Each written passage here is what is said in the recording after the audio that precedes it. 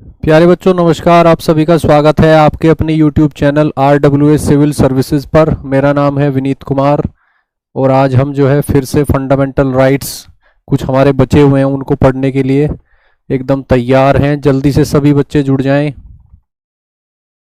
आप सभी को गुड इवनिंग, आप सभी का स्वागत है।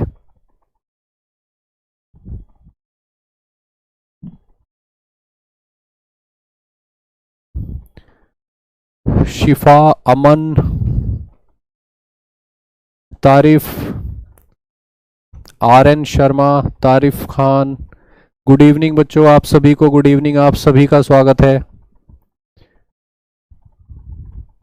डोली शर्मा जी, वेलकम आप सभी का बच्चों। जल्दी से सभी बच्चे जुड़ जाएं ताकि हम क्लास शुरू कर सकें। शिवांगी, चेतक सिंह प्रणाम, कुमार साहब प्रणाम, सादर प्रणाम।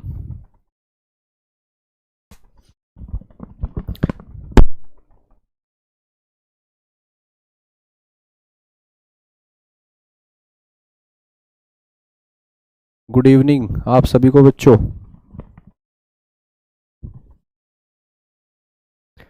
चलिए स्टार्ट करते हैं आज की क्लास। जैसा कि आप सभी जानते हो कि हम पॉलिटी पढ़ रहे हैं, यानी कि राज व्यवस्था, और एम लक्ष्मीकांत बुक के आधार पर हम पॉलिटी को पढ़ रहे हैं। मौलिक अधिकारों का जो भाग है संविधान का, यानी भाग 3 पार्ट 3, उसको हम पढ़ रहे हैं। और आर्टिकल आज जो हम पढ़ने वाले हैं वो है 33, 34 और 35। ठीक है बच्चों। इसके अलावा आज हम पढ़ेंगे आर्टिकल 31A, 31B, 31C। ठीक है बच्चों। और इसके अलावा फंडामेंटल राइट्स को लेकर कुछ आलोचना की जाती है कुछ आधारों पर, तो वो आलोचना के आधार भी हम लोग आज देखेंगे। ठीक है बच्चों। कुल मिलाकर आज 25वीं क्लास है। 25वीं क्लास यानी हम लोग जो है क्लासेस की क्वार्टर सेंचुरी आज जो है पूरी कर लेंगे। इसके लिए आप सभी को बधाई। ठीक है बच्चों, जय हिंद। चलिए स्टार्ट करते हैं। आर्टिकल 33 अनुच्छेद 33, अनुच्छेद 33 आर्टिकल 33। आर्टिकल 33 क्या करता है बच्चों? आर्म्ड फोर्सेस के जो मेंबर होते हैं, सशस्त्र बलों के जो सदस्य होते हैं, आर्म्ड फोर्सेस के मेंबर्स यानी सशस्त्र बलों के सदस्य, उनके फंडामेंटल राइट्स को लिमिट करता है, यानी उनकी सीमाएं निर्धारित करता है। आर्टिकल 33 के अंतर्गत संसद को, भारत की पार्लियामेंट को यह शक्ति दी गई है कि वो विधि बनाकर सशस्त्र बलों के सदस्यों के फंडामेंटल राइट्स को सीमित भी कर सकती है और किसी किसी फंडामेंटल राइट को पूरी तरह समाप्त भी कर सकती है। यह विधायी शक्ति जो है भारत की संसद को दी गई है। क्लियर है बच्चों ये बात आपको? आर्टिकल 33 के अंतर्गत भारत की संसद को यह विधायी शक्ति दी गई है कि भारत में जो आर्म्ड फोर्सेस हैं यानी सशस्त्र बल, उनके जो सदस्य हैं, उनके फंडामेंटल राइट्स को या तो उनकी सीमा निर्धारित की जा सकती है या किसी किसी फंडामेंटल राइट को जो है समाप्त भी किया जा सकता है संसद के द्वारा विधि बनाकर। क्लियर है बच्चों? और सशस्त्र बलों के साथ साथ कौन कौन आते हैं? सशस्त्र बल, आर्म्ड फोर्सेस। ठीक है बच्चों। अर्धसैनिक बल भी आते हैं, अर्धसैनिक बलों के सदस्य भी आते हैं आर्टिकल 33 के अंतर्गत। पुलिस फोर्सेस भी आती हैं आर्टिकल 33 के अंतर्गत। इसके अलावा खुफिया एजेंसियां भी आती हैं और अन्य फोर्सेस भी कवर्ड हैं। क्लियर है बच्चों? इसके अलावा सशस्त्र बलों का वो स्टाफ जो लड़ाई में डायरेक्ट भूमिका नहीं निभाता, यानी कि नॉन कॉम्बेटेंट्स, उनको भी शामिल किया गया है। उनके फंडामेंटल राइट्स पर भी सीमाएं लगाई जा सकती हैं। जैसे मिलिट्री में जो बाल काटने वाले होते हैं, कपड़े सिलने वाले होते हैं, जूतों को सिलने वाले होते हैं, सफाई कर्मी होते हैं, चौकीदार वगैरह होते हैं, खाना बनाने वाले होते हैं। ठीक है बच्चों, तो ये जो सब हैं ये सभी के सभी नॉन कॉम्बेटेंट्स हैं, यानी ये कॉम्बैट में यानी कि लड़ाई में डायरेक्टली भाग नहीं लेते, लेकिन इनकी भूमिका काफी महत्वपूर्ण है सशस्त्र बलों के लिए, आर्म्ड फोर्सेस के लिए। ठीक है बच्चों, तो नॉन कॉम्बेटेंट्स के फंडामेंटल राइट्स भी हैं, उनको भी सीमा, उनकी भी सीमा लगाई जा सकती है आर्टिकल 33 के अंतर्गत। ठीक है बच्चों, तो बेसिकली आर्टिकल 33 जो है वो फंडामेंटल राइट देता नहीं है, फंडामेंटल राइट्स पर सीमाएं आरोपित करता है। क्लियर है बच्चों ये बात आपको? संसद को यह शक्ति है कि वो विधि बनाकर सशस्त्र बलों के सदस्यों के फंडामेंटल राइट्स को सीमित कर सकती है। और सशस्त्र बलों के सदस्यों में कौन कौन आते हैं? आर्म्ड फोर्सेस के मेंबर, पैरामिलिट्री फोर्सेस के मेंबर, पुलिस फोर्सेस के मेंबर, इंटेलिजेंस एजेंसीज के मेंबर और अन्य फोर्सेस। ठीक है बच्चों, और ये तो कॉम्बैट फोर्सेस हैं जैसे सशस्त्र बल, लेकिन नॉन कॉम्बैट मेंबर्स भी आते हैं। क्लियर? और इसका उद्देश्य क्या है? आर्म्ड फोर्सेस के जो मेंबर्स हैं उनके फंडामेंटल राइट्स पर ये लिमिटेशन लगाने का प्रावधान क्यों किया गया है? उसका उद्देश्य ये है कि ताकि वे अपने कार्यों को समुचित रूप से कर सकें, सुचारू रूप से अपने कार्य कर सकें, और उनके बीच में जो है अनुशासन बनाए रखने के लिए। क्लियर है बच्चों? तो यहां पे दो कारण हैं कि वे अपनी ड्यूटी जो है वो अच्छे तरीके से कर सकें और उनके बीच जो है अनुशासन बना रहे।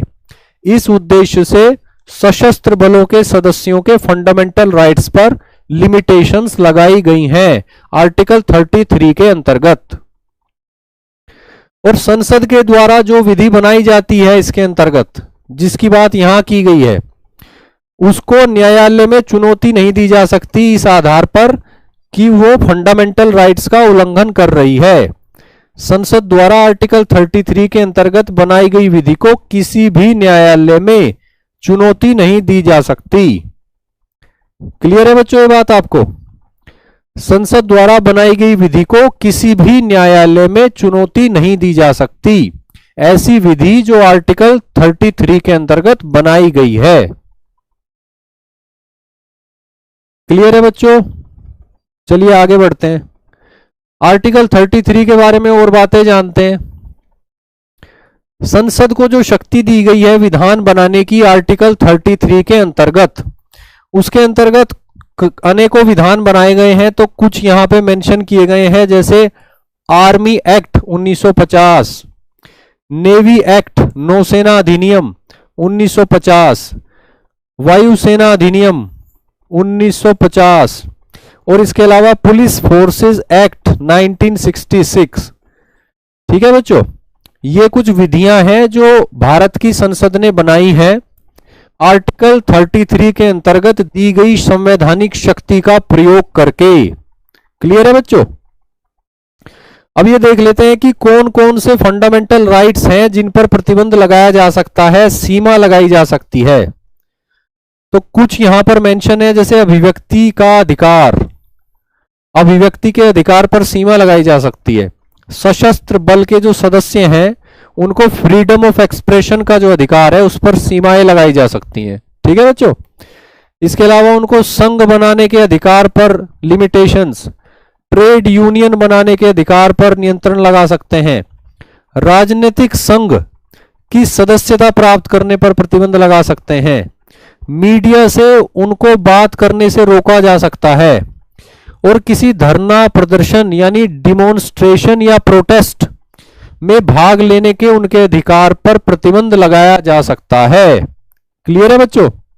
इसके अलावा भी जो फंडामेंटल राइट्स हैं उन पे भी प्रतिबंध लगाया जा सकता है। बच्चों जय श्री कृष्ण, जय हिंद, जय श्री राम, गुड इवनिंग, आप सभी का स्वागत है। अब पढ़ाई पे फोकस करते हैं बच्चों।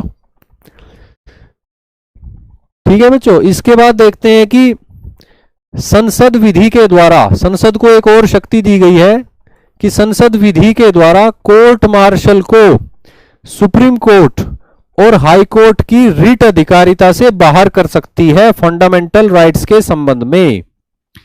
ठीक है बच्चों, कोर्ट मार्शल का मतलब होता है मिलिट्री ट्रिब्यूनल, यानी सैन्य अधिकरण, सैन्य अधिकरण। ठीक है बच्चों, तो कुल मिला के सैन्य अधिकरण जो डिसीजन देती है, निर्णय देती है, अवार्ड देती है, उसके अंतर्गत अगर किसी व्यक्ति को बंदी वगैरह बनाया जाता है, हिरासत में लिया जाता है, तो वो व्यक्ति जो है रिट अधिकारिता के लिए नहीं अपील कर सकता हाई कोर्ट में या सुप्रीम कोर्ट में। ठीक है बच्चों, अगर संसद विधि के द्वारा ऐसा प्रावधान करती है। संसद विधि के द्वारा कोर्ट मार्शल को सुप्रीम कोर्ट और हाई कोर्ट की रिट अधिकारिता से बाहर कर सकती है फंडामेंटल राइट्स लागू करने के संदर्भ में। क्लियर है बच्चों ये बात आपको? चलिए आगे बढ़ते हैं।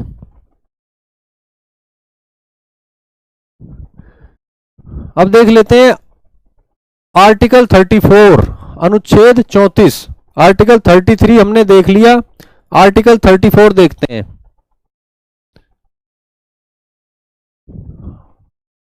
जिन क्षेत्रों में मार्शल लॉ लागू है, ठीक है बच्चों, जिन क्षेत्रों में मार्शल लॉ लागू किया जाता है उन क्षेत्रों में मौलिक अधिकारों पर सीमाएं लगाई जा सकती हैं। जिन क्षेत्रों में मार्शल लॉ यानी कि सैन्य शासन, मार्शल लॉ का मतलब है सैन्य शासन, जिन क्षेत्रों में मार्शल लॉ आरोपित किया जाता है उन क्षेत्रों में जो लोग रहते हैं उनके मौलिक अधिकारों पर सीमाएं लगाई जा सकती हैं। ठीक है बच्चों, आर्टिकल 34 की तरह जैसे आर्टिकल 33 ने मानवाधिकारों फंडामेंटल राइट्स पर सीमाएं लगाई, उनकी बात करी, ठीक उसी तरह आर्टिकल 34 भी फंडामेंटल राइट्स यानी मौलिक अधिकारों पर सीमाओं की बात कर रहा है, लिमिटेशंस। और इस बार जो बात हो रही है वो हो रही है मार्शल लॉ जिन क्षेत्रों में लगाया जाता है उनके संदर्भ में। ठीक है बच्चों, इसके अंतर्गत भी संसद को एक शक्ति दी गई है। संसद को आर्टिकल 34 के अंतर्गत भी एक शक्ति दी गई है कि इस संबंध में विधि बनाने का उसको अधिकार है। किस संबंध में? इस संबंध में मार्शल लॉ वाले क्षेत्रों में मौलिक अधिकारों पर सीमाएं लगाई जा सकती हैं। ठीक है बच्चों, आर्टिकल 33 एंड आर्टिकल 34 दोनों ही आर्टिकल जो हैं अलग अलग परिस्थितियों में अपने अपने विशेष संदर्भ में मौलिक अधिकारों पर सीमाएं लगाने की बात कर रहे हैं, और दोनों के अंतर्गत संसद को यह शक्ति दी गई है कि वो कानून बनाकर मौलिक अधिकारों पर सीमाएं आरोपित कर दे। ठीक है बच्चों, और संसद अपनी शक्ति का प्रयोग करके जो विधि बनाती है आर्टिकल 34 के अंतर्गत, ठीक है बच्चों, उस विधि को, संसद की विधि को फंडामेंटल राइट्स के उल्लंघन के आधार पर न्यायालय में चुनौती नहीं दी जा सकती।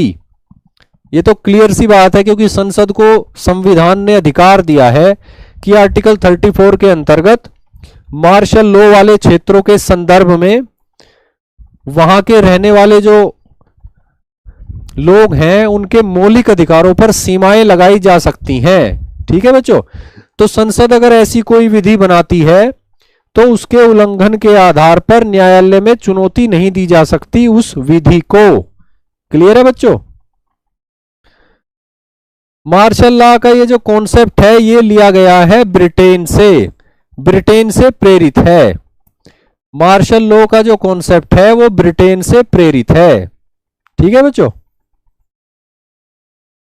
इसके अलावा एक और महत्वपूर्ण बात है कि मार्शल लॉ की चर्चा होते हुए हम देख रहे हैं आर्टिकल 34 में, लेकिन मार्शल लॉ को संविधान में परिभाषित नहीं किया गया है। मार्शल लॉ क्या होता है इसको संविधान में परिभाषित नहीं किया गया है। ठीक है बच्चों, भारत के संविधान के किसी भी भाग में किसी भी अनुच्छेद के अंतर्गत मार्शल लॉ को परिभाषित नहीं किया गया है।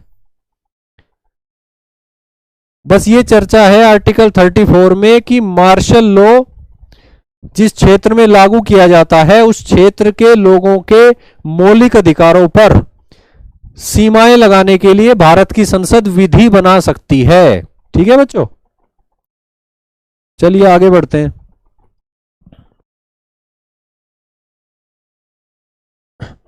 अब मार्शल लॉ जहां लागू होता है वहां क्या क्या होता है ये एक बार देख लेते हैं। मार्शल लॉ का शाब्दिक अर्थ है सैन्य शासन।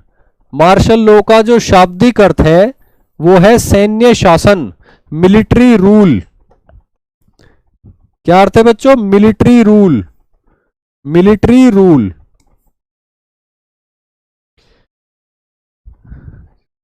जब मार्शल लॉ लागू होता है तो क्या क्या परिवर्तन आ जाते हैं? एडमिनिस्ट्रेशन जो है वो सस्पेंड हो जाता है, यानी गवर्नमेंट जो है उस एरिया में वो सस्पेंड हो जाती है। प्लस जो है वहां पे ऑर्डिनरी लॉ, सामान्य कानून जो लागू हो रहे होते हैं मार्शल लॉ को लागू करने से पहले, वो सस्पेंड हो जाते हैं, निलंबित हो जाते हैं। ठीक है बच्चों। और मार्शल लॉ के अंतर्गत क्या होता है कि सेना द्वारा सामान्य प्रशासन को अपने नियमों विनियमों के तहत चलाया जाता है। उसके बाद सेना के अपने नियम विनियम लागू हो जाते हैं, उनके अनुसार सेना जो है उस एरिया का प्रशासन चलाती है। ठीक है बच्चों, सामान्य प्रशासन चलाया जाता है सेना के द्वारा अपने नियमों और विनियमों के अनुसार मार्शल लॉ वाले एरिया में, जिस एरिया में मार्शल लॉ इंपोज किया जाता है। ठीक है बच्चों। और सामान्य कानूनों यानी कि ऑर्डिनरी लॉ जो इंप्लीमेंट होते हैं नॉर्मल सर्कमस्टेंसेस में, उनको निलंबित कर दिया जाता है, वो निलंबित हो जाते हैं। ठीक है बच्चों, वो सस्पेंड हो जाते हैं। और शासन जो है वो मिलिट्री ट्रिब्यूनल्स के द्वारा चलाया जाता है, सैन्य अधिकरणों के द्वारा, मिलिट्री ट्रिब्यूनल्स के द्वारा, सैन्य अधिकरणों के द्वारा मार्शल लॉ वाले एरिया में शासन चलाया जाता है। ठीक है बच्चों, मिलिट्री रूल इंपोज कर दिया जाता है। और मिलिट्री रूल को गवर्न कौन करता है? गवर्न किया जाता है मिलिट्री ट्रिब्यूनल्स के द्वारा, सैन्य अधिकरणों के द्वारा। ठीक है बच्चों। अब यहां पे एक बात ध्यान रखने की है कि हमने पिछली स्लाइड में देखा था कि army act 1950, navy act 1950, air force act 1950, ये ऐसे कानून हैं जो सशस्त्र बलों के फंडामेंटल राइट्स को लिमिट करते हैं। ठीक है बच्चों, तो इनका मार्शल लॉ से कोई संबंध नहीं है। ये जो सैन्य कानून जिनकी मैंने बात की उनसे अलग है मार्शल लॉ। ठीक है बच्चों, जो सैन्य कानून सशस्त्र बलों पर लागू होते हैं उनसे अलग है मार्शल लॉ। जो सैन्य कानून मार्शल लॉ सशस्त्र बलों पर लागू होते हैं, जिनकी बात हमने करी, navy act, army act, air force act, ठीक है बच्चों, उनसे अलग है मार्शल लॉ। मार्शल लॉ के अंतर्गत जो विनियम और नियम लागू किए जाते हैं वे सैन्य कानूनों से अलग हैं। क्लियर है बच्चों?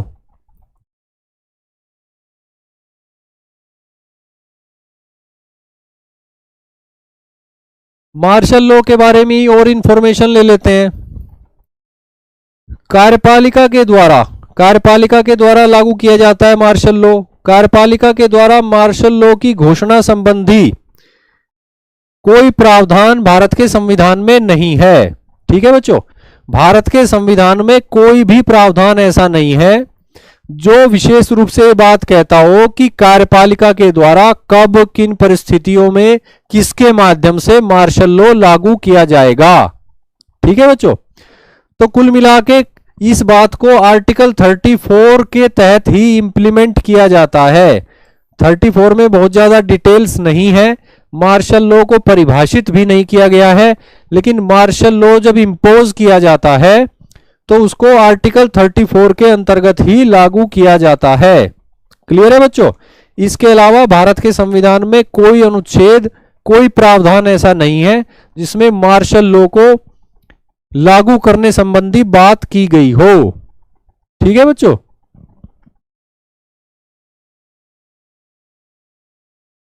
बच्चों छावनी यानी कैंटोनमेंट तो एक ऐसा एरिया होता है जिसमें मिलिट्री जो है वो रहती है और उसके ऑफिसेज वगैरह, उसकी पूरी इंफ्रास्ट्रक्चर होती है, उसको छावनी बोलते हैं, कैंटोनमेंट एरिया।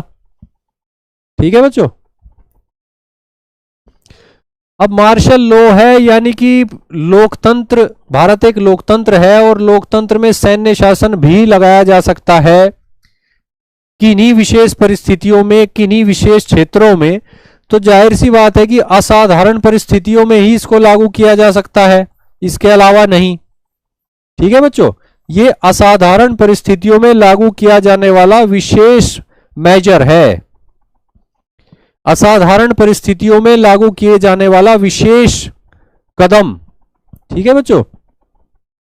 अब सुप्रीम कोर्ट ने भी एक बहुत ही महत्वपूर्ण बात कही है मार्शल लॉ के संदर्भ में कि जब मार्शल लॉ लागू होता है, सुप्रीम कोर्ट का कहना है, उस समय जो है बंदी प्रत्यक्षीकरण रिट जो है वो निलंबित नहीं होती। यानी बंदी प्रत्यक्षीकरण रिट जो है, जो हमने कल पढ़ी थी, जिसका अर्थ है कि शरीर को लेकर आओ, किसी व्यक्ति के शरीर को प्रस्तुत करो, किसी व्यक्ति को कोर्ट के सामने प्रस्तुत किया जाए। ठीक है बच्चों। जिसको किसी गवर्नमेंट बॉडी ने या कि प्राइवेट इंडिविजुअल ने डिटेन किया हुआ है, तो कोर्ट इस मामले में यह देखती है कि वो जो हिरासत में व्यक्ति लिया गया है उसकी हिरासत जो है वो कानूनी है या नहीं है। ठीक है बच्चों। और अगर कानूनी नहीं है तो उसको वो छोड़ देती है, उसको फ्री कर दिया जाता है। तो उसी बंदी प्रत्यक्षीकरण रिट की बात यहां पर हो रही है, यानी habeas corps, habeas corps writ की बात यहां पे हो रही है। सुप्रीम कोर्ट कह चुकी है अपने एक निर्णय में कि मार्शल लॉ से बंदी प्रत्यक्षीकरण रिट जो है वो निलंबित नहीं होती, वो सस्पेंड नहीं होती, मार्शल लॉ के दौरान भी लागू रहती है बंदी प्रत्यक्षीकरण रिट। ठीक है बच्चों।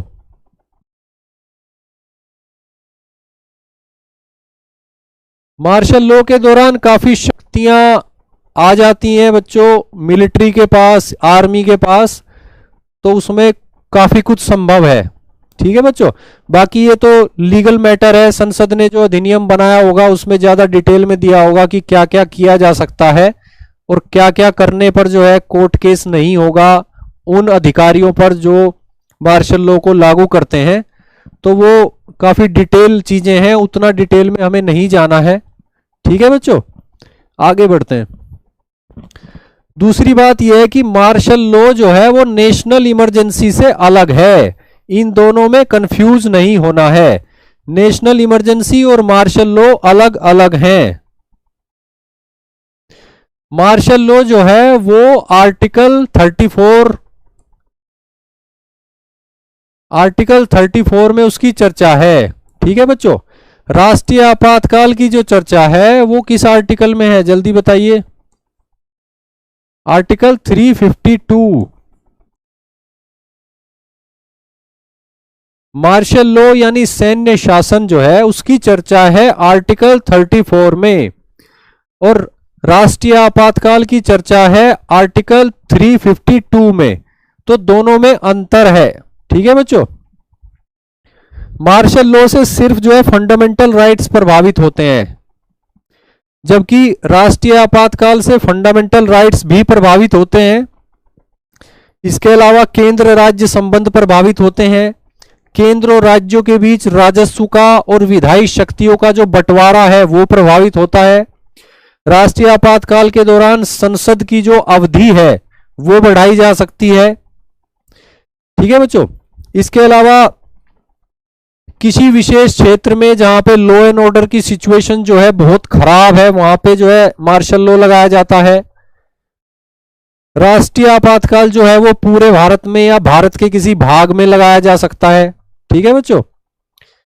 मार्शल लॉ लगाने का एक ही आधार है, कानून और व्यवस्था की बेहद खराब स्थिति, जबकि राष्ट्रीय आपातकाल जो है वो 3 आधारों पर लगाया जा सकता है, युद्ध, बाह्य आक्रमण और सशस्त्र विद्रोह। ठीक है बच्चों। मार्शल लॉ के दौरान जो है वो सामान्य कानून जो है वो सस्पेंड हो जाते हैं। सामान्य कानूनों को लागू करने वाली कोर्ट जो है वो सस्पेंड हो जाती हैं, जबकि राष्ट्रीय आपातकाल के दौरान ऐसा कुछ नहीं होता। सामान्य कानून भी लागू रहते हैं और सामान्य कानूनों को लागू करने वाली कोर्ट्स, न्यायालय भी सक्रिय रहती हैं। ठीक है बच्चों। तो कुल मिला के कई सारे डिफरेंस हैं और ये दोनों चीजें काफी अलग हैं। मार्शल लॉ आर्टिकल 34 और राष्ट्रीय आपातकाल आर्टिकल 352। ठीक है बच्चों।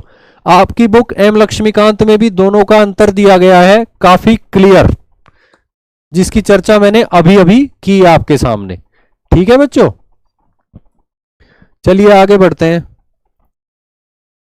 अब देख लेते हैं आर्टिकल 35।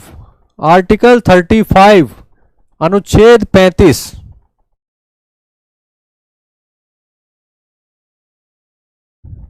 आर्टिकल 35 जो है वो फंडामेंटल राइट्स के संदर्भ में भारत की संसद को विधायी शक्ति देता है। विधायी शक्ति देता है। ठीक है बच्चों। फंडामेंटल राइट्स के संदर्भ में, फंडामेंटल राइट्स के संदर्भ में आर्टिकल 35 जो है वो भारत की संसद को विधायी शक्ति देता है। ठीक है बच्चों। जैसे आपने देखा होगा, पढ़े भी थे हम, कि आर्टिकल 16 के अंतर्गत भारत की संसद को यह शक्ति दी गई है कि किसी राज्य में या किसी यूनियन टेरिटरी में, किसी नौकरी में या किसी नियुक्ति के लिए उस राज्य या उस यूनियन टेरिटरी का निवासी होना, इसको एक कंडीशन बना सकती है भारत की संसद कानून बनाकर। ठीक है बच्चों।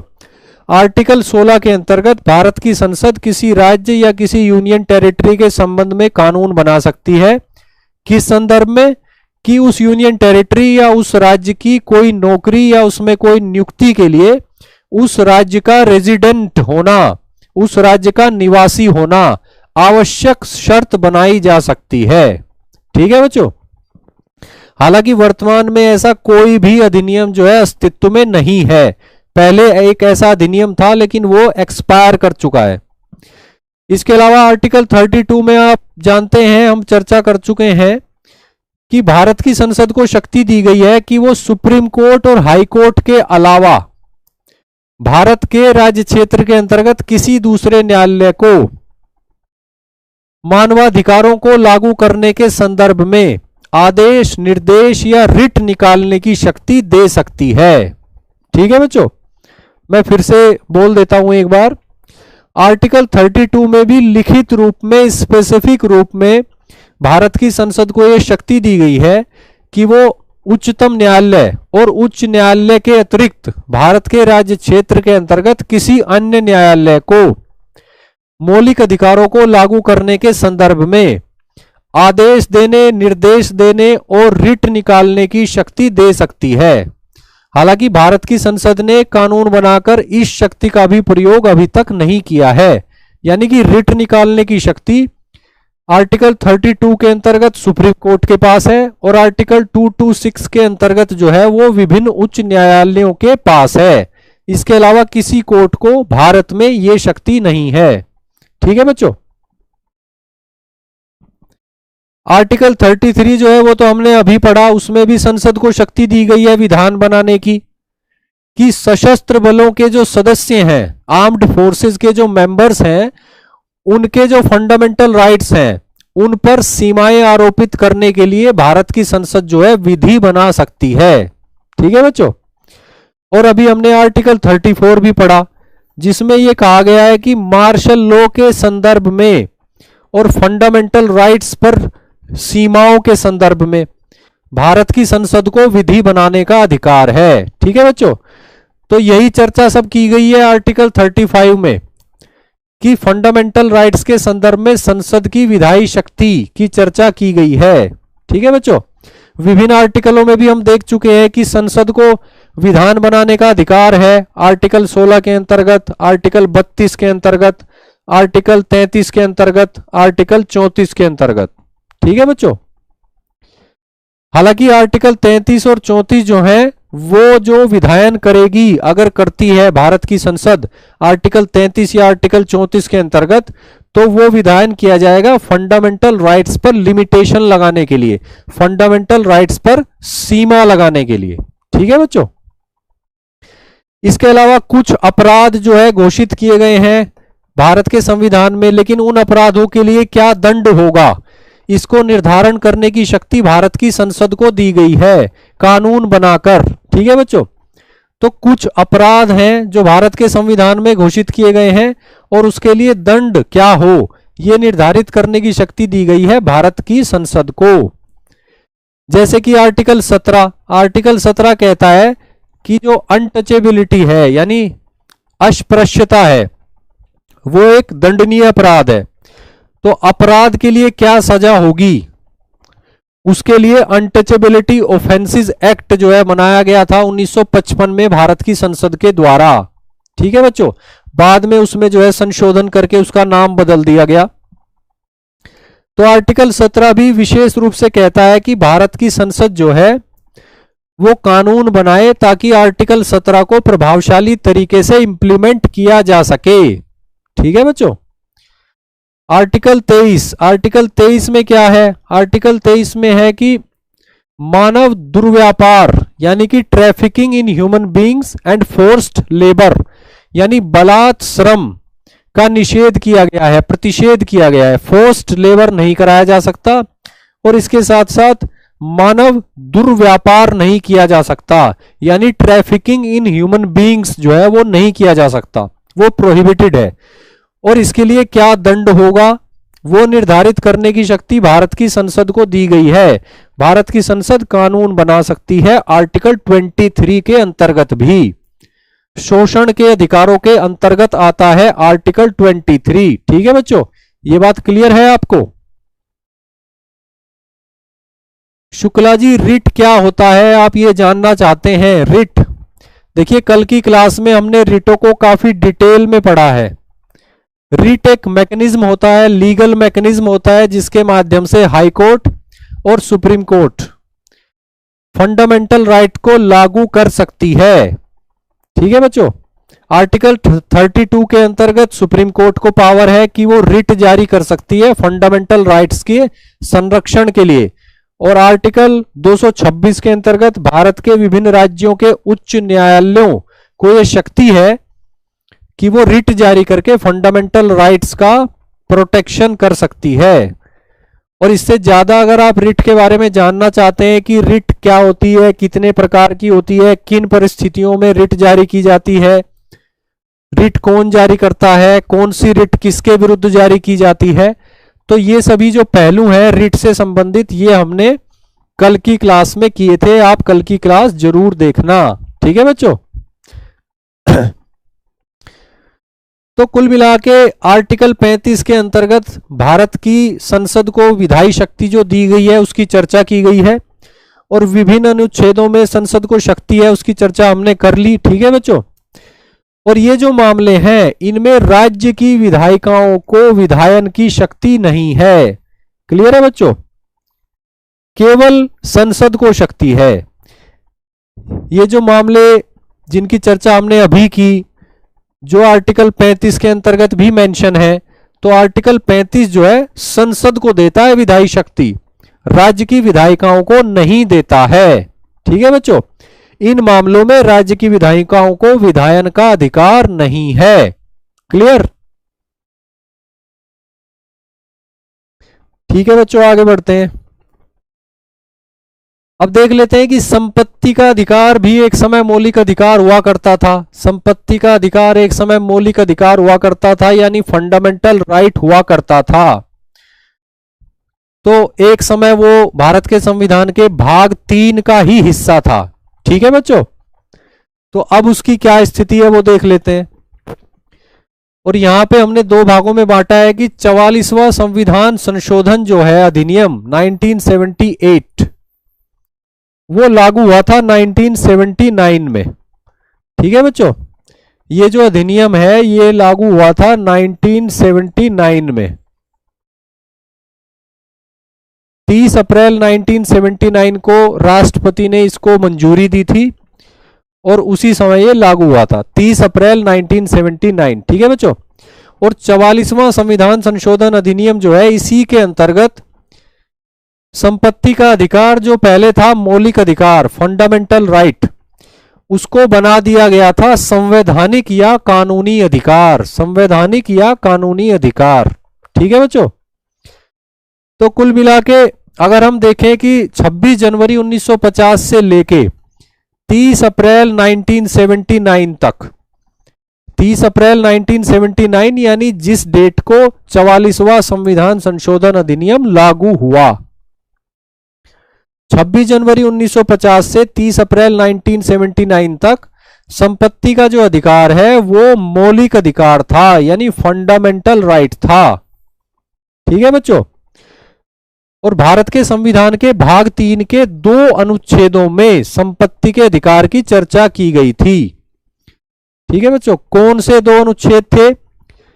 एक तो आर्टिकल 19 था और 19 के अंतर्गत था आर्टिकल 19(1)(f), 19(1)(f), और इसके अलावा आर्टिकल 31 के अंतर्गत चर्चा की गई थी, आर्टिकल 31। ठीक है बच्चों। आर्टिकल 19(1)(f) क्या कहता था?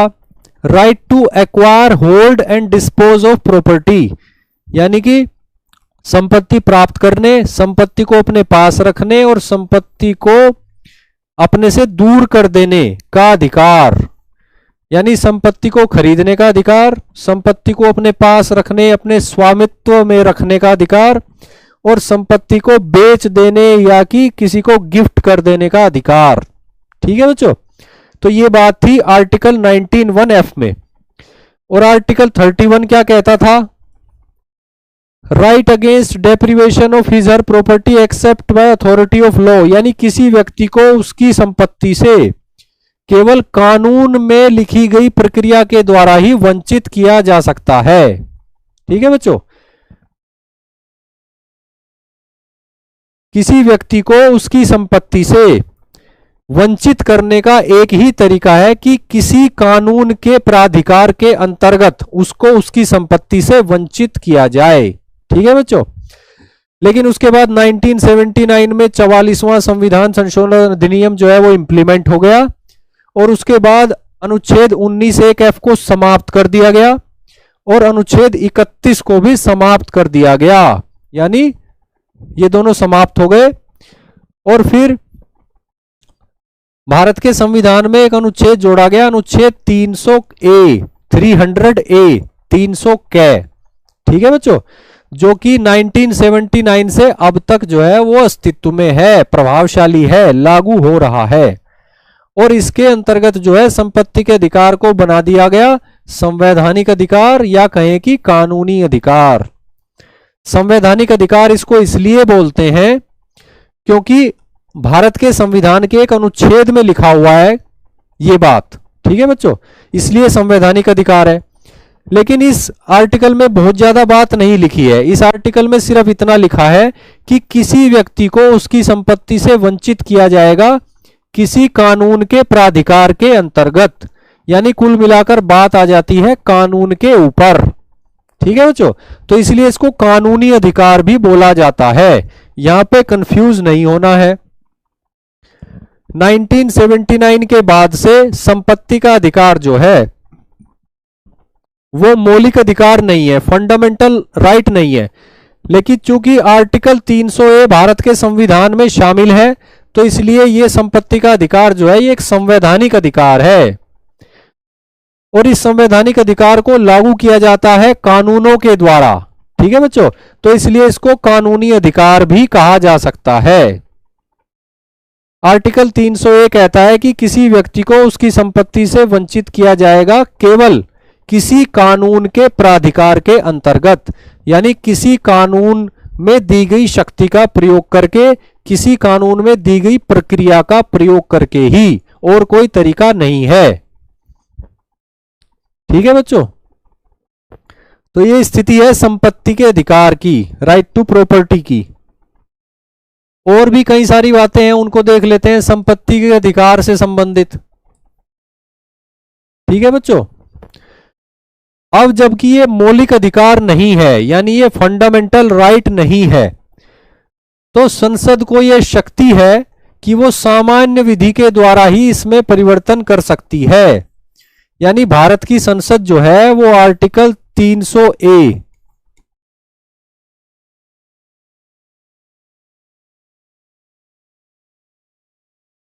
आर्टिकल 300A में सामान्य विधायी प्रक्रिया के द्वारा ही परिवर्तन कर सकती है। क्लियर है बच्चों? संसद के द्वारा सामान्य विधि के द्वारा ही इसमें परिवर्तन संभव है। ठीक है बच्चों, आर्टिकल 300A में सामान्य विधायी प्रक्रिया का पालन करके ही संशोधन किया जा सकता है।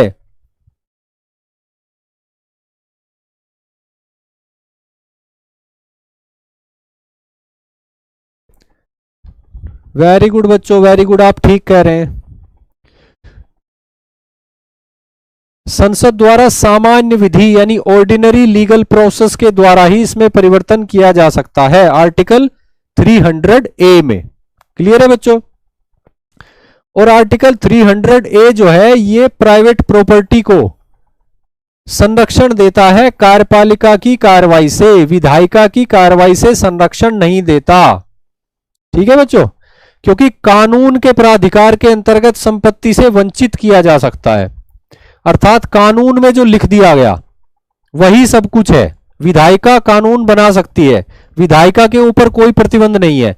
कार्यपालिका के ऊपर प्रतिबंध है, क्योंकि उसे विधान में लिखी गई प्रक्रिया का पालन करना होगा अगर किसी की संपत्ति का अधिग्रहण करना है तो। ठीक है बच्चों, तो आर्टिकल 300A जो है, आर्टिकल 300A जो है वो निजी संपत्ति को कार्यपालिका की कार्रवाई से तो बचाता है, लेकिन विधायिका से नहीं बचाता है। ठीक है बच्चों, विधायिका से नहीं बचाता है। विधायिका को तो कानून बनाना है, उसमें प्रोसेस दे देना है और उस प्रोसेस को इंप्लीमेंट करना है कार्यपालिका को। ठीक है बच्चों, तो ये क्लियर है आपको?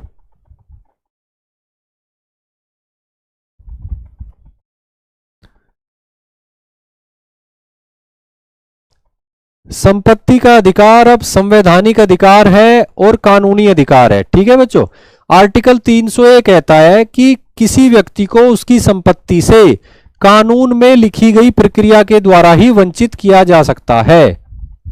ठीक है, तो ये जो बात है इसका अर्थ ये है कि कानून बना सकती है विधायिका, और विधायिका कोई भी प्रोसेस उसमें लिख सकती है, कोई भी प्रावधान उसमें डाल सकती है। बस कार्यपालिका के ऊपर बाध्यता है कि उसको कानून के प्रावधानों के अनुसार चल के ही संपत्ति का अधिग्रहण करना होगा। विधायिका के ऊपर आर्टिकल 300A जो बात उसमें लिखी गई है उसके अंतर्गत कोई प्रतिबंध आरोपित नहीं करता, बस उसको ये कहता है कि आप एक विधान बना दीजिए।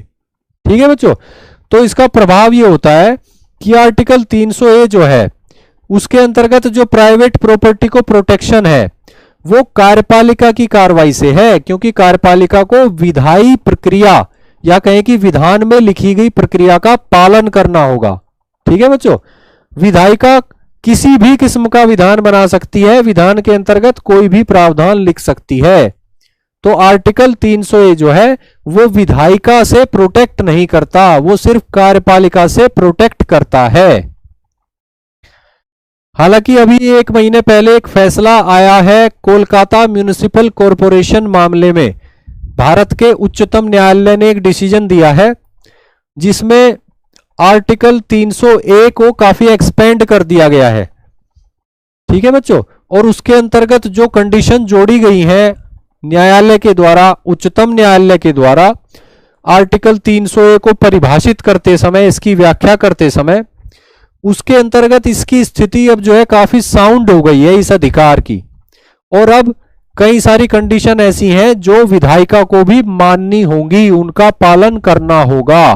ठीक है बच्चों, तो वर्तमान जो संवैधानिक स्थिति है कोलकाता म्युनिसिपल कॉरपोरेशन केस में सुप्रीम कोर्ट के फैसले के बाद भारत के संविधान में संपत्ति के अधिकार की जो संवैधानिक स्थिति है वो काफी मजबूत हो गई है, और इस फैसले के बाद अब वर्तमान स्थिति के अनुसार आर्टिकल 300A कार्यपालिका से भी प्रोटेक्ट करता है, विधायिका से भी प्रोटेक्ट करता है, क्योंकि विधायिका को कई सारी कंडीशंस का पालन करना होगा अगर वो कानून बनाती है, ऐसा कानून जिसके अंतर्गत किसी को उसकी संपत्ति से वंचित किया जाना है। ठीक है बच्चों, आगे बढ़ते हैं। भारत के संविधान में आर्टिकल 300A जो है वो मौलिक अधिकार नहीं है, इतना तो क्लियर है आपको, और इसीलिए आर्टिकल 32 के अंतर्गत इस अधिकार को लागू कराने के लिए उच्चतम न्यायालय नहीं जाया जा सकता। ठीक है बच्चों, क्योंकि उच्चतम न्यायालय डायरेक्ट जाया जा सकता है सिर्फ फंडामेंटल राइट्स को लागू कराने के लिए। अन्य संवैधानिक अधिकारों को या सामान्य कानूनी अधिकारों को लागू कराने के लिए सीधे आर्टिकल 32 के अंतर्गत सर्वोच्च न्यायालय नहीं जाया जा सकता। ठीक है बच्चों,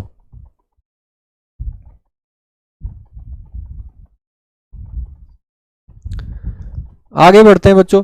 लेकिन यहां पे महत्वपूर्ण है कि आर्टिकल 226 के अंतर्गत सीधे उच्च न्यायालय जाया जा सकता है,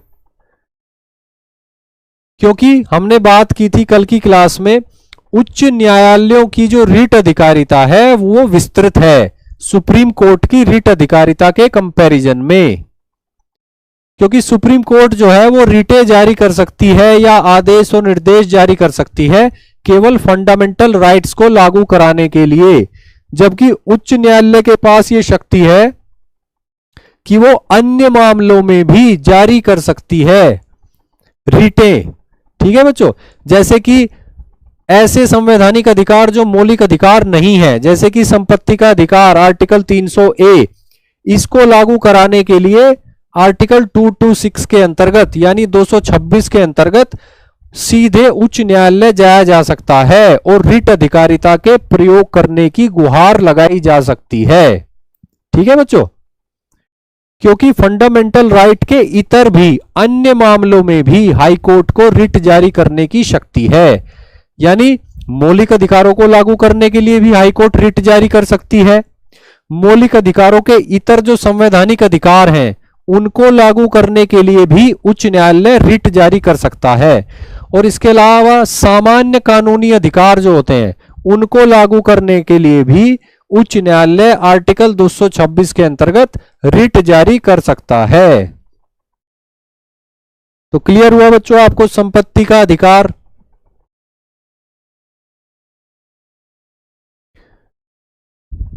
बच्चों आर्टिकल 300A जो है संपत्ति के अधिकार को बना रहा है संवैधानिक अधिकार और वैधानिक अधिकार, और क्योंकि अब ये फंडामेंटल राइट नहीं है तो आर्टिकल 300A को लागू कराने के लिए सुप्रीम कोर्ट नहीं जाया जा सकता आर्टिकल 32 के अंतर्गत। लेकिन आर्टिकल 300A के अंतर्गत संपत्ति के अधिकार को लागू कराने के लिए कोई व्यक्ति हाई कोर्ट जा सकता है आर्टिकल 226 के अंतर्गत, क्योंकि हाई कोर्ट की जो रिट अधिकारिता है उसका विस्तार अधिक है, उसका दायरा अधिक है सुप्रीम कोर्ट की रिट अधिकारिता के कंपैरिजन में। ठीक है बच्चों, और एक बात जो ध्यान रखने की है वो है कि कोलकाता म्युनिसिपल कॉरपोरेशन केस, जिस पर अभी 1 महीना पहले ही डिसीजन आया है सुप्रीम कोर्ट का, उसके अंतर्गत आर्टिकल 300A को काफी बलशाली, प्रभावशाली और मजबूत बना दिया गया है। ठीक है बच्चों, अब ये सिर्फ कार्यपालिका पर सीमा नहीं लगाता बल्कि विधायिका पर भी अनेक सीमाएं लगाता है। ठीक है बच्चों, आगे बढ़ते हैं। अब हम देख लेते हैं मूल अधिकारों के अपवाद। मूल अधिकारों के कई सारे अपवाद हैं भारत के संविधान में। मूल अधिकारों के अपवाद, ठीक है बच्चों, एक्सेप्शंस।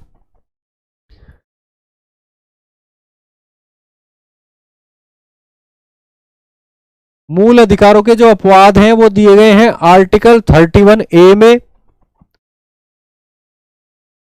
आर्टिकल 31B में और आर्टिकल 31C में। ठीक है बच्चों, आर्टिकल 31 को समाप्त कर दिया गया था, ये मैं आपको बता चुका हूं।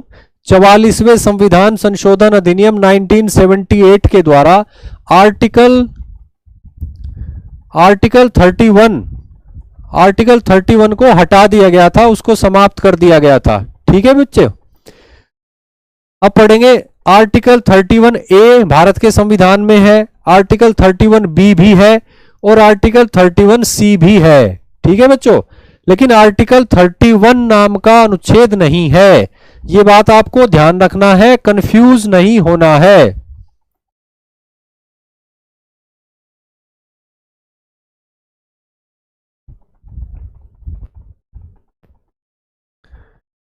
शिवम जी, सामान्य विधायी प्रक्रिया का पालन करते हुए सुप्रीम कोर्ट जा सकता है, लेकिन सीधे सुप्रीम कोर्ट नहीं जा सकता। ठीक है, सुप्रीम कोर्ट में तो अपील करते हुए कोई भी मामला जा सकता है ना। कोई भी कानूनी मामला है वो पहले स्थानीय स्तर पर कोर्ट में चलता है, फिर उसके निर्णय के विरुद्ध जो है अपील हो सकती है हाई कोर्ट में, हाई कोर्ट से फिर सुप्रीम कोर्ट में हो सकती है। तो ये तो नॉर्मल प्रोसेस है, लंबा प्रोसेस है। इस मामले से तो कोई भी केस सुप्रीम कोर्ट जा सकता है, लेकिन यहां पे बात हो रही है आर्टिकल 32 के अंतर्गत सीधे सुप्रीम कोर्ट जाने की, अपना फंडामेंटल राइट लागू कराने की।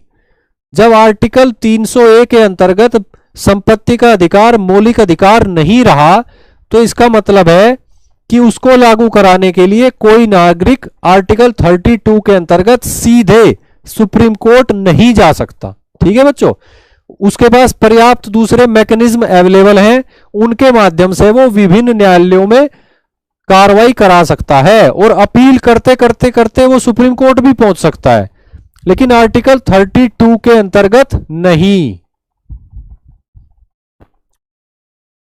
बच्चों, मूल अधिकारों के जो अपवाद हैं वो देख लेते हैं। आर्टिकल 31A इसको जोड़ा गया था फर्स्ट कॉन्स्टिट्यूशनल अमेंडमेंट के द्वारा, फर्स्ट कॉन्स्टिट्यूशनल अमेंडमेंट एक्ट के द्वारा इसको जोड़ा गया था 1951 में। ठीक है बच्चों, आर्टिकल 31B को भी फर्स्ट कॉन्स्टिट्यूशनल अमेंडमेंट 1951 के द्वारा ही जोड़ा गया था। आर्टिकल 31C को जोड़ा गया था 25वें कॉन्स्टिट्यूशनल अमेंडमेंट एक्ट के द्वारा 1971।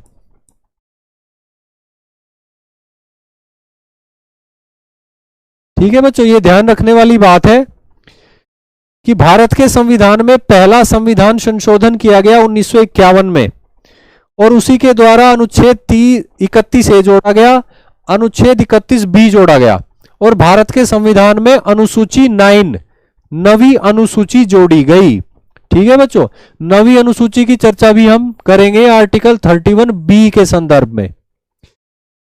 तो अनुच्छेद 31A, अनुच्छेद 31B और अनुसूची 9 यानी 9वीं अनुसूची, इनको जोड़ा गया फर्स्ट कॉन्स्टिट्यूशनल अमेंडमेंट एक्ट के द्वारा, और आर्टिकल 31C को जोड़ा गया भारत के संविधान के 25वें संविधान संशोधन अधिनियम 1971 के द्वारा।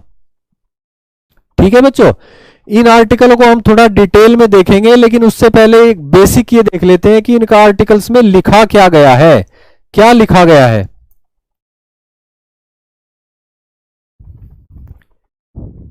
आर्टिकल 31A जो है ये ऐसी विधियों को संरक्षण देता है फंडामेंटल राइट्स से, जो बनाई जाती हैं संपत्ति या संपदा आदि के अधिग्रहण के लिए।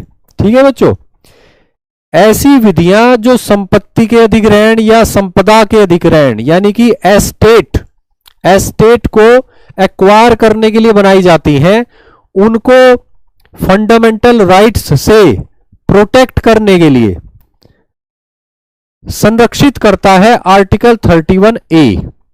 ठीक है बच्चों, आर्टिकल 31B उन अधिनियमों और विनियमों को प्रोटेक्ट करता है फंडामेंटल राइट्स के उल्लंघन से, जिनको 9th शेड्यूल में शामिल कर लिया जाता है, नवी अनुसूची में शामिल कर लिया जाता है। ठीक है बच्चों, यानी 9वीं जो अनुसूची है भारत के संविधान की, वो जुड़ी हुई है अनुच्छेद 31B के द्वारा। अनुच्छेद 31B के अंतर्गत किसी अधिनियम को या विनियम को अनुसूची 9 में शामिल कर लिया जाता है और उसके बाद वो जो अधिनियम और विनियम है वो प्रोटेक्ट हो जाता है विभिन्न प्रकार के मौलिक अधिकारों के उल्लंघन के आरोप से। ठीक है बच्चों। वहीं पे आर्टिकल 31C क्या कहता है कि कुछ निदेशक तत्वों यानी कुछ डायरेक्टिव प्रिंसिपल्स ऐसे हैं, आर्टिकल 39B और आर्टिकल 39C। ठीक है बच्चों। आर्टिकल 39B और आर्टिकल 39C अगर उन नीति निदेशक तत्वों को लागू करने के लिए कोई विधि बनाई जाती है तो उस विधि को कुछ मानवाधिकारों के उल्लंघन के आधार पर चुनौती न दी जा सके, इसलिए उस विधि को प्रोटेक्शन दी जाती है आर्टिकल 31C के अंतर्गत। क्लियर है बच्चों।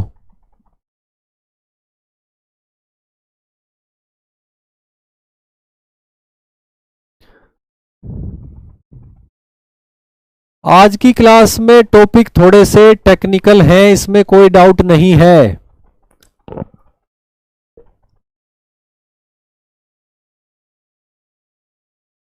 बच्चों आप बुक पढ़ के चल रहे हो साथ साथ या नहीं? अगर किताब आप साथ साथ पढ़ के नहीं चल रहे हो तो कई चीजें जो हैं आपको समझने में दिक्कत आएगी। इसलिए मेरा आपसे अनुरोध है, सुझाव है, रिक्वेस्ट है, प्रार्थना है और आपको आदेश है, निर्देश है कि आप जो है किताब को साथ साथ पढ़ते हुए चलिए।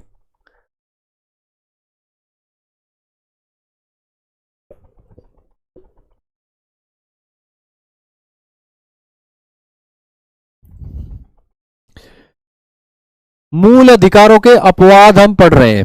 ठीक है बच्चों। यानी 3 अनुच्छेद ऐसे हैं भारत के संविधान में जिनके अंतर्गत कुछ विधियों को संरक्षण दिया जाता है इस आधार पर, विभिन्न विभिन्न आधारों पर। ठीक है बच्चों।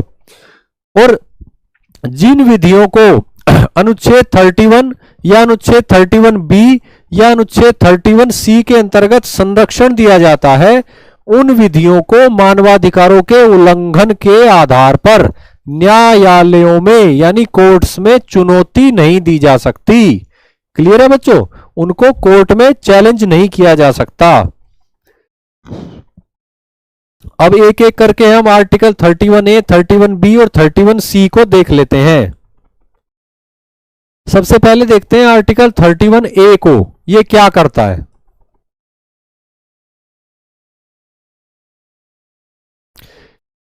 ये कुछ ऐसी विधियों को संरक्षण देता है, प्रोटेक्ट करता है जो कृषि भूमि सुधार से संबंधित है, उद्योगों से संबंधित है, व्यापार से संबंधित होती हैं।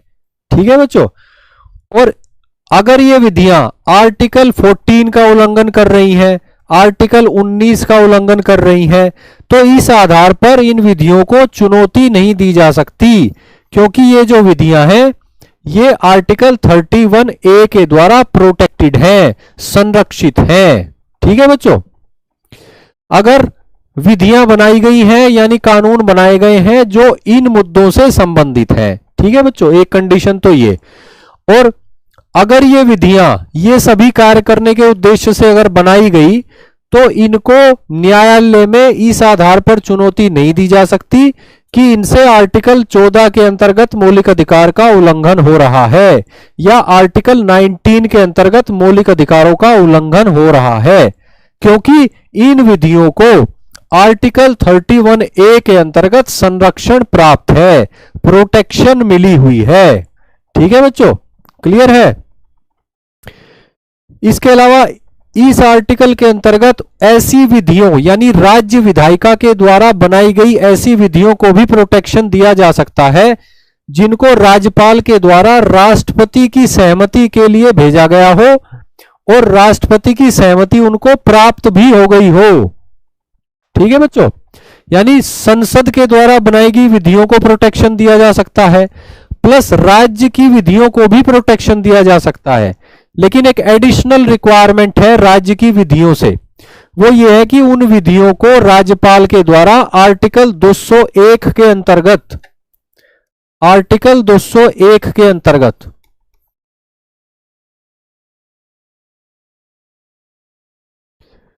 आर्टिकल 201 के अंतर्गत राज्यपाल के द्वारा राज्यों की उन विधियों को राष्ट्रपति के विचारणार्थ भेजा गया हो और राष्ट्रपति ने अपनी सहमति दे दी हो।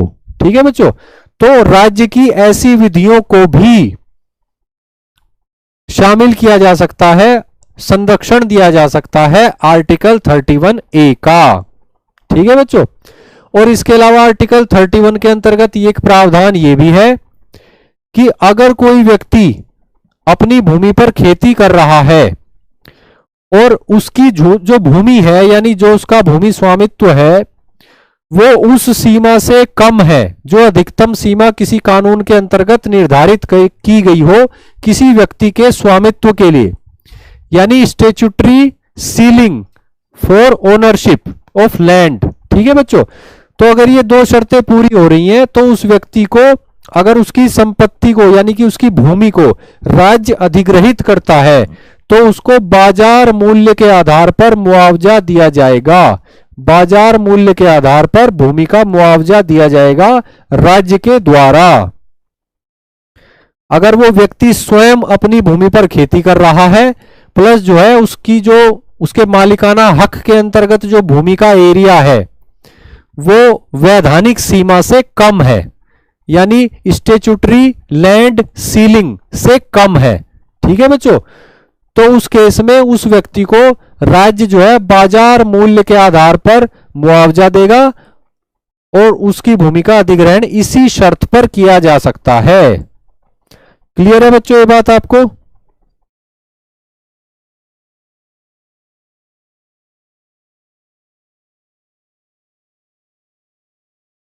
अब आर्टिकल 31B देख लेते हैं। आर्टिकल 31B, आर्टिकल 31B ये अनुसूची 9 से संबंधित है बच्चों। आप सभी जानते हो अनुसूची 9 नवी अनुसूची, इससे तो आप परिचित होंगे ही, अक्सर चर्चा में रहती है नवी अनुसूची। तो नवी अनुसूची में शामिल करके जो विधियों को और विनियमों को प्रोटेक्शन दिया जाता है फंडामेंटल राइट्स के उल्लंघन के आरोप में न्यायालय में चुनौती दिए जाने से, तो वो जो प्रोटेक्शन मिलती है वो आर्टिकल 31B के अंतर्गत दी जाती है। आर्टिकल 31B के अंतर्गत दी जाती है। ठीक है बच्चों, आर्टिकल 31B क्या कहता है ये देख लेते हैं। अनुसूची 9, अनुसूची 9 में शामिल विधियों और विनियमों को फंडामेंटल राइट्स के उल्लंघन के आधार पर चुनौती से संरक्षण देता है आर्टिकल 31B। ठीक है बच्चों, अनुसूची 9 में शामिल विधियों यानी कानूनों और विनियमों यानी कि रेगुलेशंस को फंडामेंटल राइट के उल्लंघन के आरोप में किसी न्यायालय में चुनौती दिए जाने से प्रोटेक्शन संरक्षण देता है आर्टिकल 31B। ठीक है बच्चों, आर्टिकल 31B का दायरा जो है वो आर्टिकल 31A से अधिक है। आर्टिकल 31B का जो दायरा है वो आर्टिकल 31A से अधिक विस्तृत है।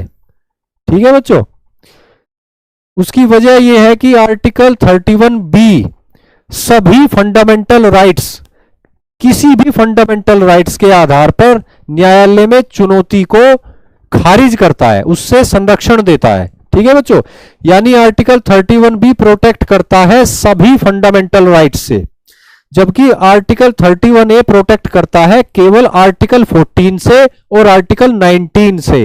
ठीक है बच्चों, पिछली स्लाइड में अगर हम देखें तो आर्टिकल 31B विधियों को प्रोटेक्ट करता है किससे?